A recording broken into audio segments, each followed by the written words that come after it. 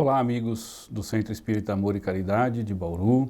É uma alegria poder estar mais uma vez com vocês para refletirmos o Evangelho de Jesus à luz da doutrina espírita. Eu sou Rodrigo Daniel, sou aqui de Macatuba e eu estou assim, extremamente feliz de poder estar aqui falando novamente com vocês.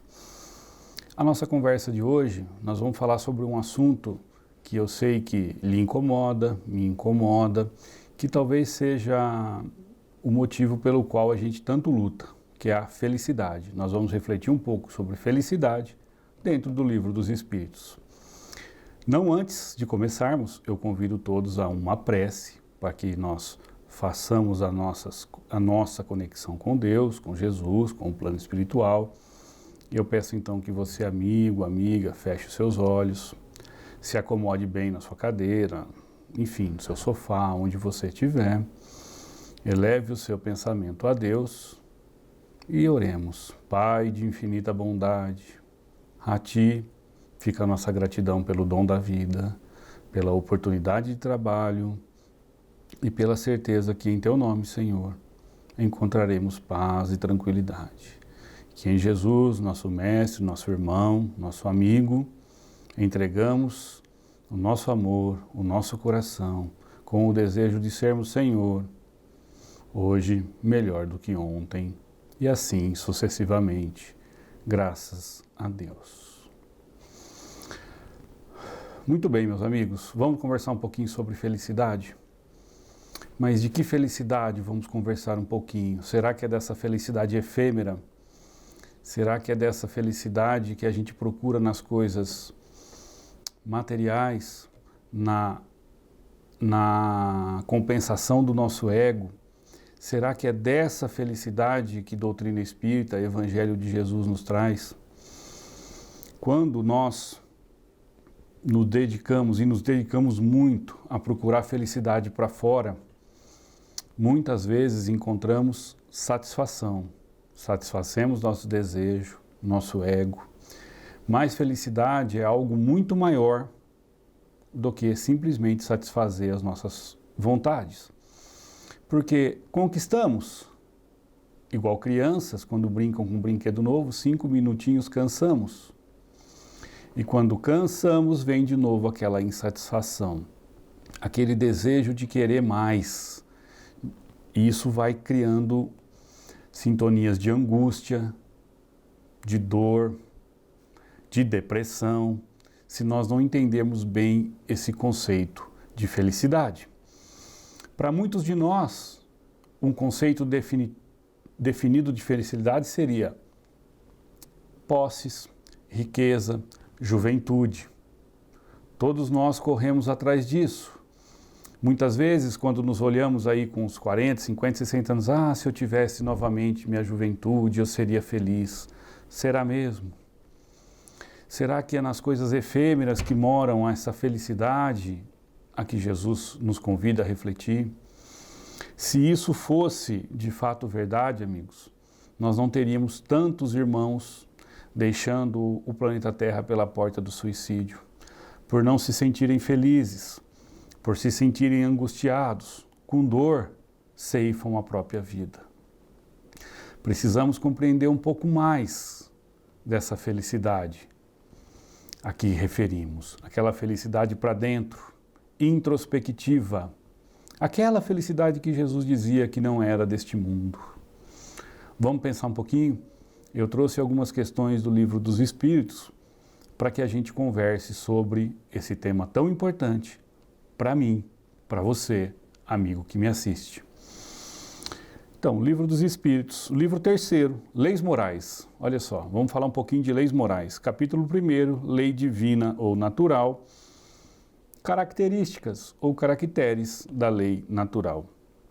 Questão 614 da obra, vamos encontrar Kardec perguntando: que se deve entender por lei natural? Natural ou divina, tá bom, gente? Não vamos brigar muito com as palavras. Lei divina ou natural? E os mentores da codificação nos respondem: a lei natural é a lei de Deus, reforçando a ideia. É a única verdadeira para a felicidade do homem. Ponto. É a única verdadeira para a felicidade do homem. A lei natural lhe indica o que deve fazer e o que não deve fazer. E ele, homens, nós, não é infeliz, senão quando dela se afasta. Vamos olhar para essa afirmativa, amigos, e refletir um pouco. Eles afirmam que a lei de Deus é a única verdadeira para a felicidade do homem. E que nós nos tornamos infelizes quando dela nos afastamos. Vamos ver se isso é verdade? Vamos aplicar Evangelho e doutrina espírita na nossa vida?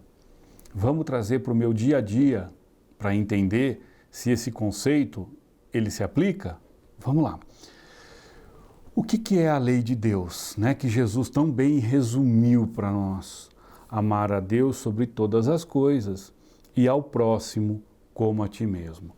Jesus vem nos apresentar a lei de amor como uma lei, então, divina, que é a única verdadeira para a felicidade do homem. Vamos aprofundar um pouquinho o conceito de amor? Questão 886 da mesma obra está perguntando assim: o que se deve entender? Qual o sentido da palavra amor/caridade, como entendia Jesus? E eles vão nos apresentar como resposta benevolência para com todos, indulgência para as imperfeições alheias e, no final, perdão das ofensas. Seguindo benevolência, indulgência, perdão das ofensas, eu estou de acordo com a lei de Deus. Bom, vamos aplicar no meu dia a dia. Quando eu sou bom para com as pessoas, mesmo com aqueles que eu não nutro simpatia, mesmo com aqueles que tendem em tirar a minha paciência. Quando eu consigo olhar para o meu irmão, perceber que ele tem defeitos, mas reconhecer neles virtudes que devem ser exaltadas, estou sendo indulgente. Quando então eu consigo perdoar as ofensas, que sentimento que me ronda? Qual é a sensação que eu tenho quando eu consigo estar de acordo com a lei de Deus? São sentimentos de paz, gente, de tranquilidade, de harmonia. Esses sentimentos que nós temos quando agimos assim nos trazem a tão propagada felicidade, que nada mais é do que paz de consciência, certeza de dever cumprido. Então eles estão dizendo para nós assim, a lei de Deus indica o que deve ser feito. E quando eu olho para isso e pratico o amor, e eu sei que vou receber o amor em contrapartida, eu começo a entender o que me gera, então, felicidade. Eles vão nos dizer o contrário, que nós só nos tornamos infelizes quando dela nos afastamos. E aí o contraponto. Nós vivemos a lei de Deus 100% do nosso dia, 7 dias na semana, 365 dias do ano, nós amamos, respeitamos, toleramos o nosso irmão, e nós vamos invariavelmente, para espíritos da nossa envergadura espiritual, a resposta é não. Porque durante o nosso dia, muitas vezes, ou várias vezes, nós não somos caridosos para com o meu irmão, não sou benevolente, não perdoo as suas ofensas. Quando eu decido, então, viver contrário à lei de Deus, quando eu decido, então, me milindrar, me ofender, porque é uma decisão. Eu sei que muitos podem não concordar comigo, mas eu decidi me ofender. Ah, Rodrigo, você não sabe o que ele me fez. Sim, mas a ele cabe responder pelas atitudes dele, e a minha pelo que eu sinto. Quando eu, então, enveredo por um caminho de raiva, de rancor, eu começo a me afastar da lei de Deus. E quando eu sinto raiva, rancor, maledicência, ódio, são sentimentos bons, gente? São sentimentos que me deixam tranquilos? Quando eu nutro raiva por alguém, eu consigo esquecer aquela pessoa? Não, Eu ganho um companheiro, eu brinco sempre que eu ganho um companheiro para o café da manhã, para o almoço, para o jantar, porque aquela pessoa passa a caminhar junto comigo. Muito bem, quando nós também começamos a transitar somente pelos desejos materiais, e aqui vamos deixar muito claro, tá? Nós vivemos na matéria, nós precisamos do mundo material, nós precisamos das coisas da matéria, mas não podemos ou não devemos deixar que elas ditem as nossas regras e a nossa forma de conduta. Muito bem. Visto então que ódio e rancor me afasta da lei de Deus. Afastado da lei de Deus, eu sou infeliz. Por quê? Eu começo a achar que o problema está fora de mim, nas pessoas, nos outros, e esqueço de olhar para o cerne do problema.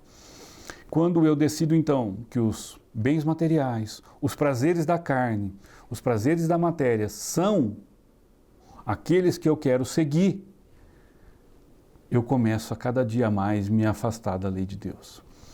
E isso vai se tornando tão torpe dentro de nós, porque se hoje eu quero tal coisa, amanhã eu quero mais, e assim vai, e a gente vai se entorpecendo, deixando turvo a nossa mente, sem entender a real proposta do Evangelho. Quando eu decido viver de uma forma dissoluta, quando eu decido viver de uma forma sem regras alguma, quando eu não entendo que o ser espiritual deve prevalecer sobre o ser material, eu começo a cavar para mim mesmo um poço muito fundo. E nesse poço não tem água calma, nem água límpida.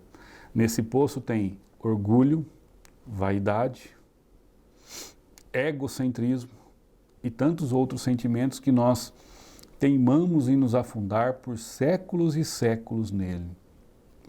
Pautados então pelo meu orgulho e pelo meu egoísmo, eu começo sempre a colocar a culpa nos outros, sempre colocar a culpa na situação que eu estou vivendo, sem entender que nós somos autores e arquitetos da nossa vida. O nosso destino acontece conforme nós escrevemos, através do nosso livre-arbítrio, pelo nosso desejo, então, de seguir ou não a lei de Deus. Um dia, cansaremos de viver dissolutamente e, arrependidos, como o filho pródigo da parábola, voltaremos à casa do Pai e começaremos a reconstruir essa religação com a sua lei. E o que é reconstruir? É viver a nossa vida conforme a lei de Deus. Passarei em algum momento da minha vida, então, a respeitar o próximo. Por que eu vou aprender a respeitar o próximo? Porque eu entendi, a duras penas, que eu preciso de respeito. Porque se eu não tiver o respeito do outro, eu não consigo seguir adiante. Eu vou entender que eu preciso ser bom para com todos, porque eu preciso da bondade alheia. Porque se hoje aquele irmão tropeça e cai, eu também já tropecei e caí e vou tropeçar tantas vezes antes. Se eu não quero que os meus erros sejam exaltados, eu vou aprender que fazer com isso com o outro não é bom. Eu vou aprender que auxiliar aquele que está em dificuldade faz com que eu olhe para os meus problemas com um outro prisma, para que eu pare de reclamar do que eu tenho e do que eu vivo e passo a agradecer por poder ser útil ao mundo onde eu vivo, às pessoas que aqui comigo constroem então essa caminhada. Paro de achar que é numa casa melhor, num carro melhor, numa situação financeira melhor, que eu vou encontrar o conceito então de felicidade. Vou olhar para a questão 919, tão discutida e tão necessária que seja no Livro dos Espíritos, e vou fazer a minha introspecção, procurar então dentro de mim aquilo que é necessário para que eu conheça a mim mesmo, combata as minhas más inclinações e consiga, de alguma forma, então entender que a felicidade é um estado permanente de espíritos que já entenderam o seu estado evolutivo, sim, mas que estão dispostos a combater as suas inclinações para seguir adiante. Nós vamos andar um pouquinho no Livro dos Espíritos agora e vamos conversar sobre 3 questõezinhas aqui que são importantes para que a gente consiga, então, melhorar essa definição de felicidade. Lembrando que é algo que tem que ser internalizado. O meu convite nessa palestra, nessa nossa conversa de hoje, meus amigos, não é convencer ninguém, é apontar caminhos para que a gente construa em nós essa tão propagada felicidade, para que você possa, através do Evangelho de Jesus, doutrina espírita, curar aquela angústia, aquela dor que todos nós ainda sentimos no fundo do nosso coração. Nós vamos andar um pouquinho mais no Livro dos Espíritos, nós vamos chegar no livro 4, Esperanças e Consolações, Penas e Gozos Terrestres, e vamos conversar um pouquinho sobre felicidade e infelicidade relativas. Questão 920, Kardec pergunta: o homem pode gozar sobre a terra de uma felicidade completa? Gozar sobre a terra de uma felicidade completa, encarnado, com todas essas situações que nós vivemos? E a resposta é não, visto que a vida lhe foi dada como prova e expiação. Mas depende dele amenizar seus males e ser tão feliz quanto se pode ser sobre a terra. Olha só, precisamos refletir bastante sobre essa resposta, porque senão a gente vai achar um contraponto, né? É possível ser 100% feliz? Vamos olhar para Jesus. A felicidade não é deste mundo, porque ainda nós não compreendemos e não conseguimos aplicar tudo isso. E eles entendem isso. E estão dizendo assim, ó, não porque vocês vivem num mundo de provas e expiações.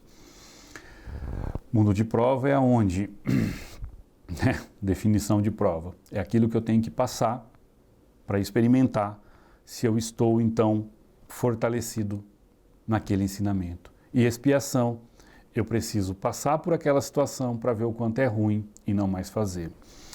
Então, é claro que ninguém consegue estar 100% feliz com uma dor física, com um problema financeiro, com um filho doente.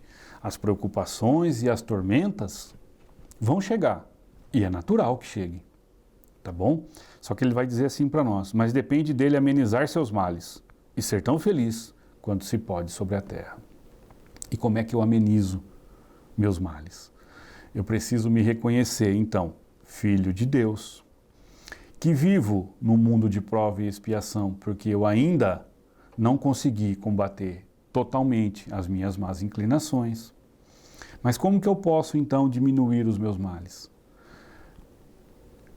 Reconhecer que eu ainda sou o devedor da lei de Deus e parar de ficar enfrentando Deus, de ficar reclamando das situações. Quando nós olhamos para a doutrina espírita, vamos procurar nos atributos de Deus que Ele é soberanamente bom e justo. E é importante que a gente olhe para isso e reflita. Se Deus, eu acredito que Deus, e eu acredito, Rodrigo, tá? Eu espero que vocês que estão me assistindo também acreditem, que Deus é soberanamente bom e justo. E Jesus vem dizendo no seu Evangelho que a cada um de nós será dado segundo as nossas obras. Eu entendo que o que está acontecendo para mim nesse momento é o melhor que poderia acontecer. Resignado, e olha só, resignado não é que a cabeça baixa aceitando tudo que a vida oferece. Resignado é, tentei de tudo para sair dessa situação, não estou conseguindo. Nós nos lembramos do Evangelho e dizemos, da oração do Pai Nosso, desculpem, e dizemos, Senhor, que seja feita então a Tua vontade. Quando nós aceitamos o que a vida nos oferece, sem mágoa, sem rancor, nós estaremos mais então em conformidade com a lei de Deus. E assim seremos então muito mais felizes aqui sobre a terra. Eu convido a que você, amigo que está me assistindo, pense, por exemplo, em Chico Xavier. A vida de Chico era fácil? Não. Tinha muitas dores, tinha doença, tinha problemas como nós tínhamos, mas ele seguia servindo. E o fato dele seguir servindo transparecia para nós a paz absoluta. Então, o convite da felicidade é, mesmo difícil, meu amigo, que está, e eu sei que está, segue servindo e confiando, porque o Pai não desampara nenhum dos seus filhos. Aquilo que está chegando até nós tem um objetivo claro de chegar, e nós não podemos perder isso de vista. Então, teremos tribulações? Sim. Teremos problemas? Inúmeros, causados pela nossa desatenção em cumprir a lei de Deus. quando convertidos pelo Evangelho, o que eu quero dizer com isso? Convertidos pelo Evangelho é praticando o Evangelho do Cristo na sua essência e na sua totalidade, nenhum mais dessas angústias vão me consumir e eu vou ter entendido claramente qual é o meu papel. Enquanto isso, vamos refletir, vamos pôr em prática o que der. Se eu não consigo aplicar 100% do que eu aprendi, vamos aplicar 1, 2, 10. Vamos buscar hoje ser melhor do que ontem, porque assim construiremos uma ponte segura que nos leva à terra firme, gente. A terra firme, amigos, aonde estaremos mais conscientes de nós mesmos, né? Questão 621, para que a gente dê contexto nessa nossa conversa, Kardec pergunta: concebe-se que o homem será feliz sobre a Terra quando a humanidade estiver transformada? Sim, né?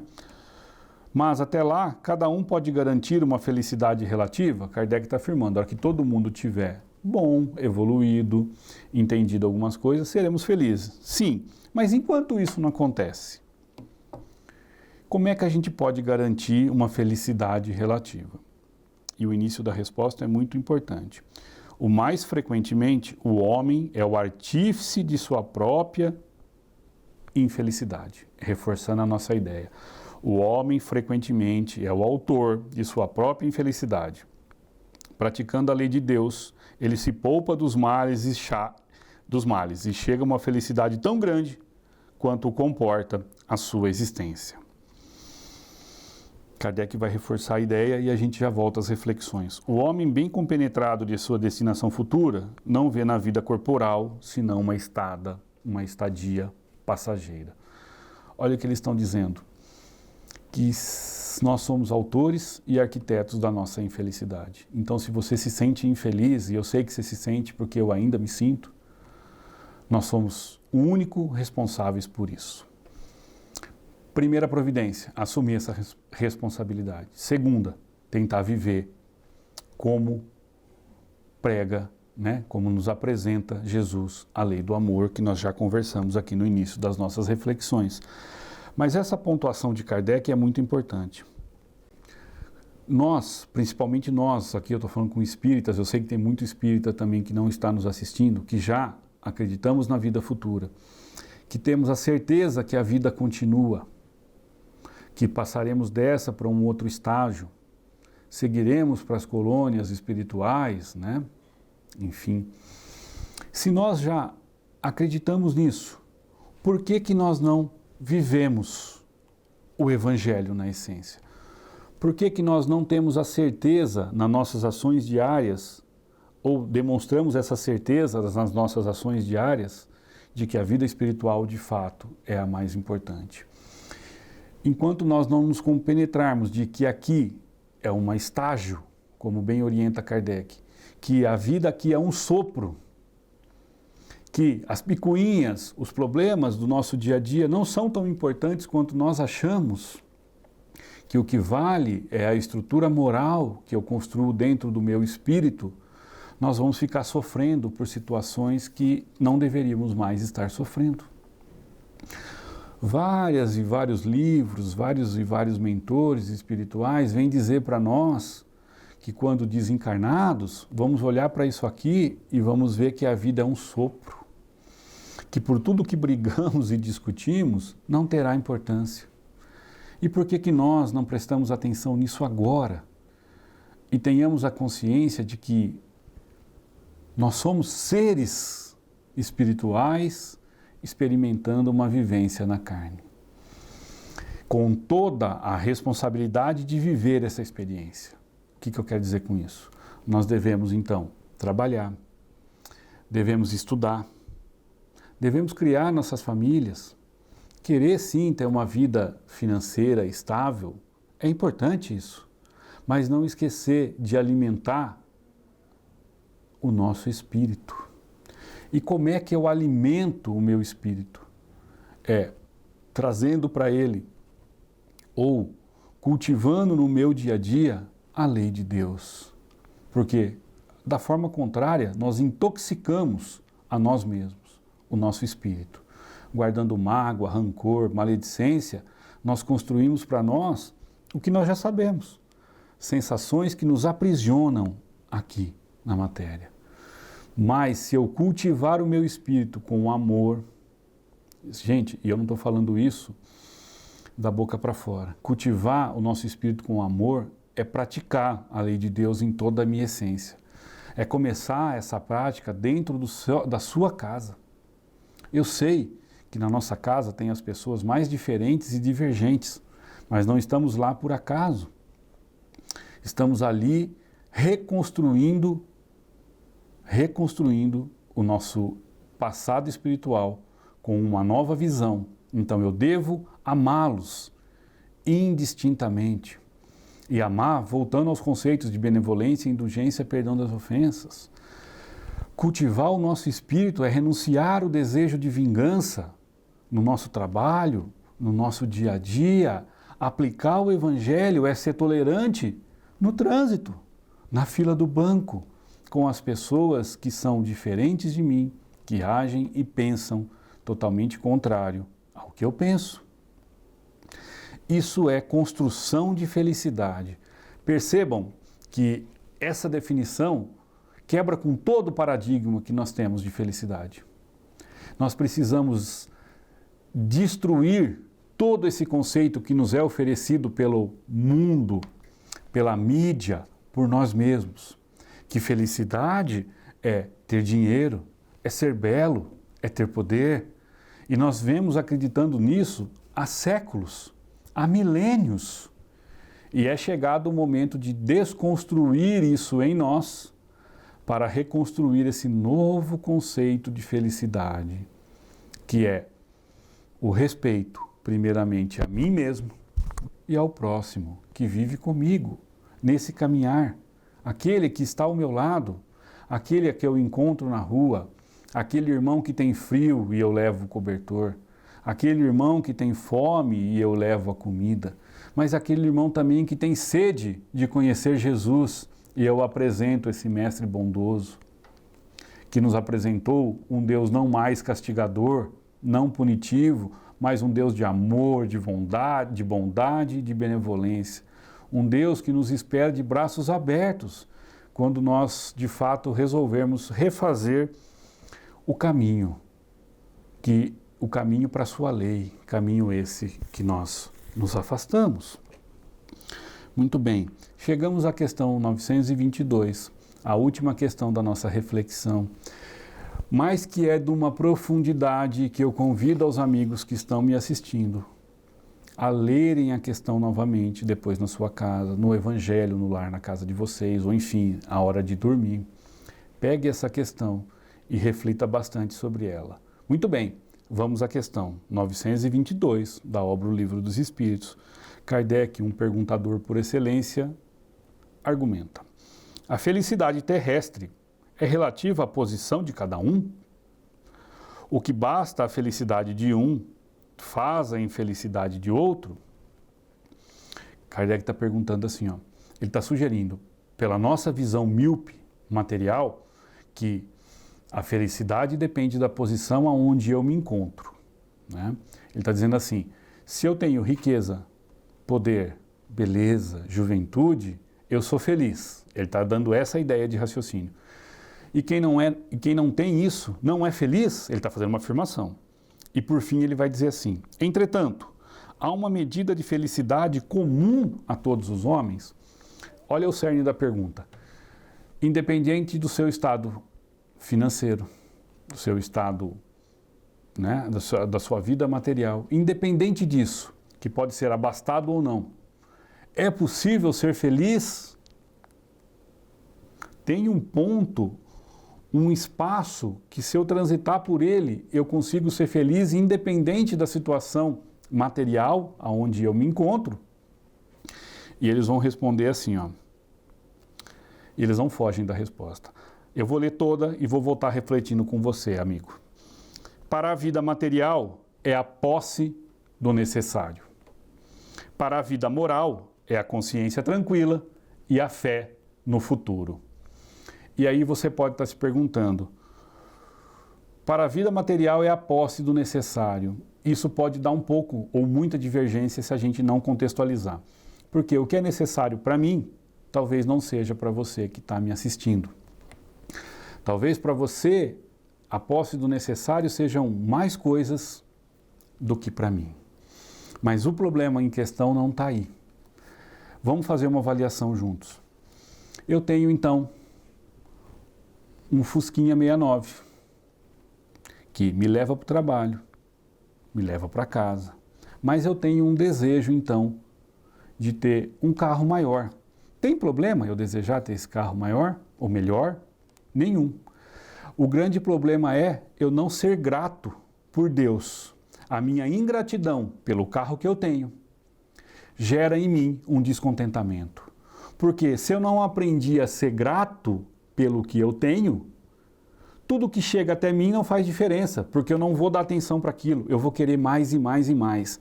Eu posso ter uma Ferrari e não achar que eu não tenho o necessário, porque o problema não está na Ferrari e nem no Fusca. Está em agradecer a Deus pelo que eu tenho. Vamos avançar um pouquinho mais nos exemplos. Eu tenho uma casa e quero ter uma casa melhor. Tem problema? Claro que não.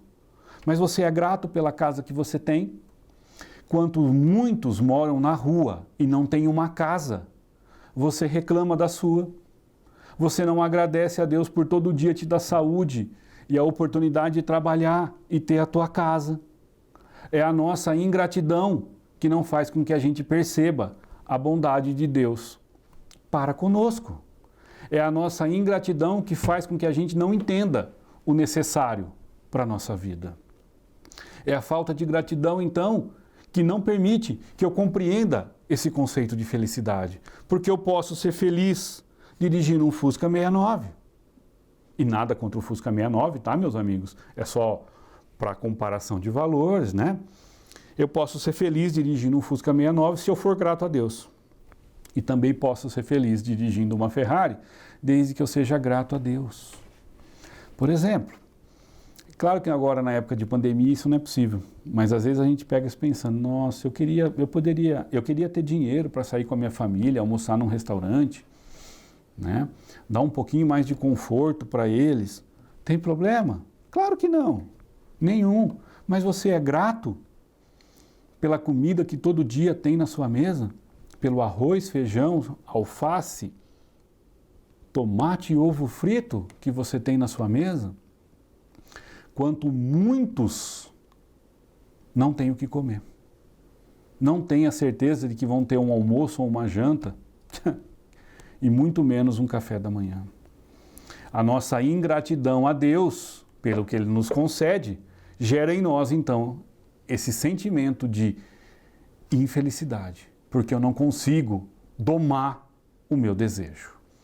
Então, a gratidão a Deus me traz a posse do necessário e eu entendo, então, que para a minha vida material eu tenho tudo o que eu preciso. Se não é o que eu queria, mas é tudo o que eu preciso para construir essa encarnação. E eles vão dizer assim, ó, para a vida moral é a consciência tranquila. E aí eu te convido a pensar, na hora que você bota a cabeça no seu travesseiro, você consegue dormir sem nenhuma preocupação.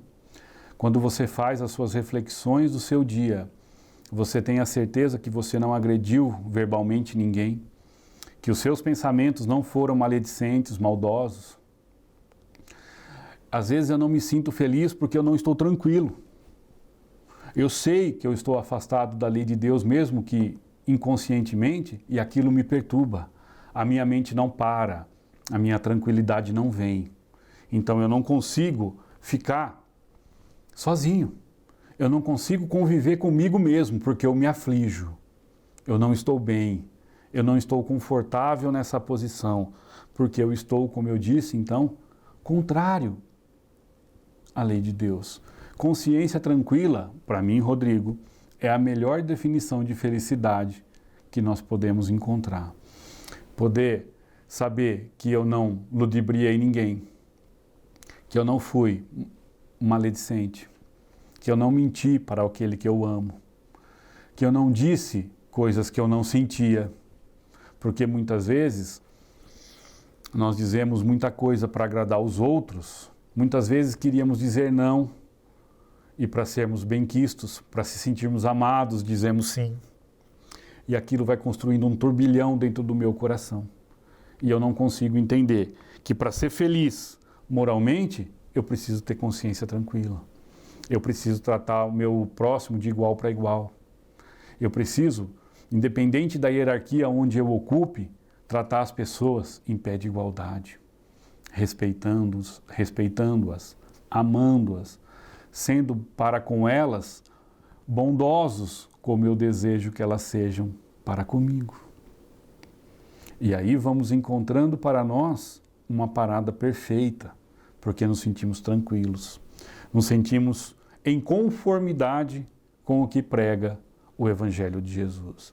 Mesmo que o mundo caia à nossa frente, a minha consciência está tranquila porque eu executo a lei de Deus na sua essência.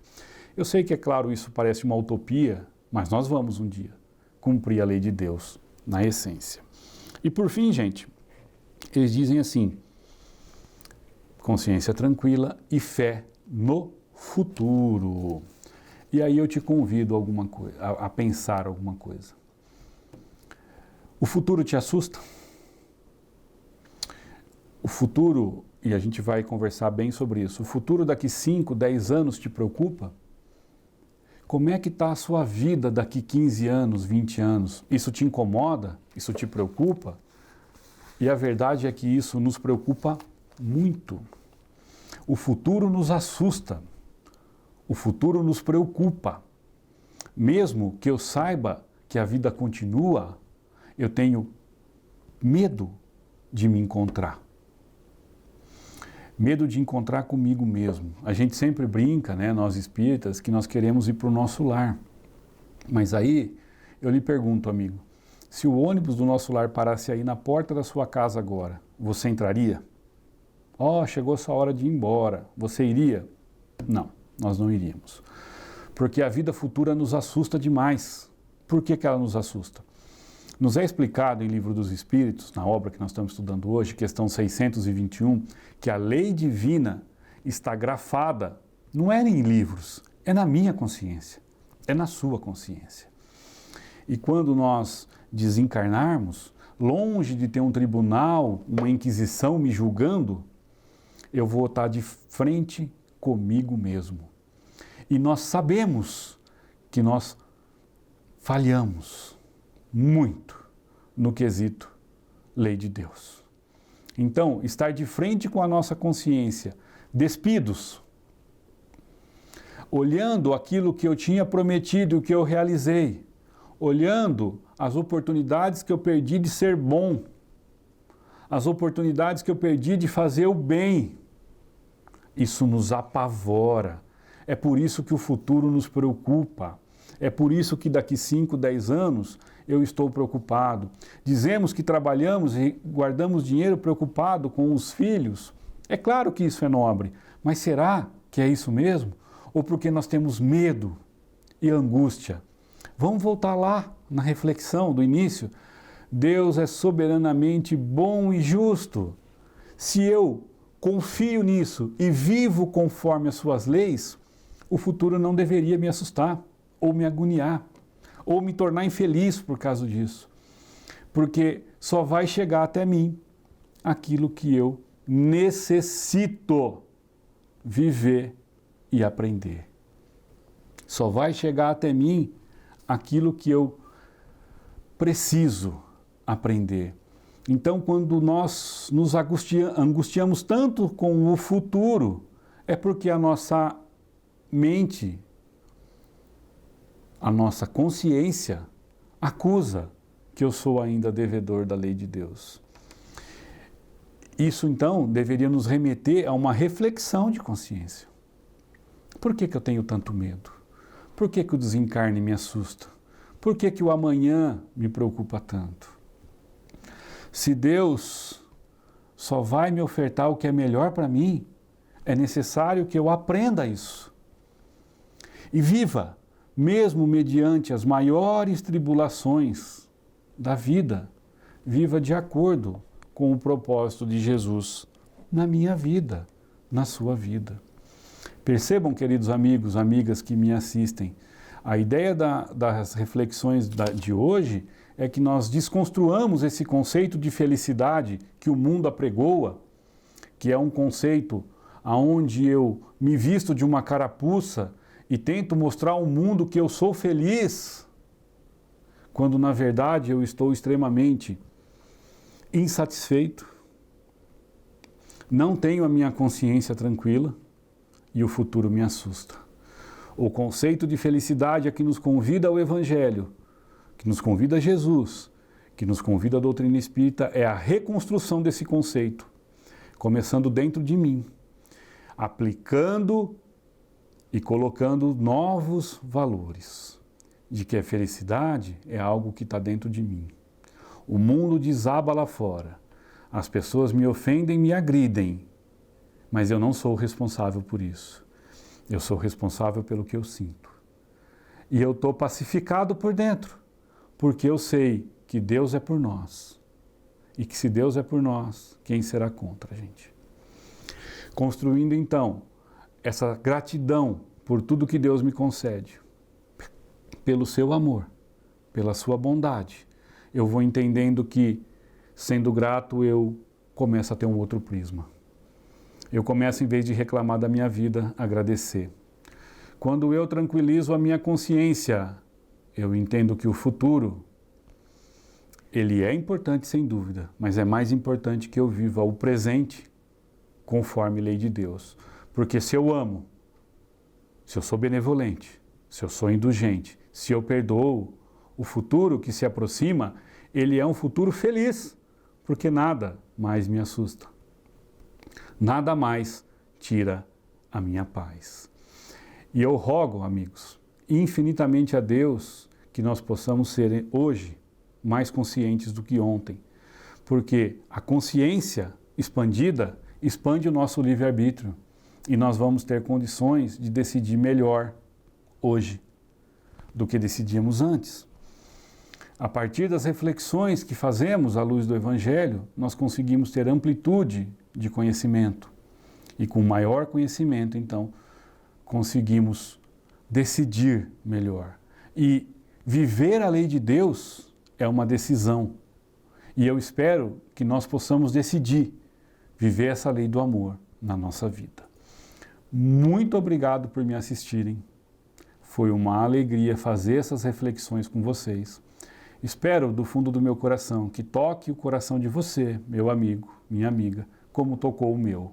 E que Deus nos abençoe e nos proteja. Fiquem todos com Deus, não sem antes nós possamos fazer a nossa oração final, na certeza de que Deus nos ampara e nos protege. E nos vemos em breve, se o Pai assim permitir. Elevemos os pensamentos a Deus e agradecemos, ó Deus, pelo dom da vida, pela oportunidade de trabalho, pela oportunidade das reflexões, Senhor, que fizemos juntos. Em mais essa oportunidade, que essas reflexões possam ser para nós um start, um recomeço, para voltar para o seu seio, Senhor. Seio esse que não deveríamos ter deixado, mas acabamos deixando pelo nosso orgulho, pela nossa vaidade. Rogamos a sua paz, o seu amor, a nos proteger e nos amparar, hoje e sempre. Que assim seja, graças a Deus.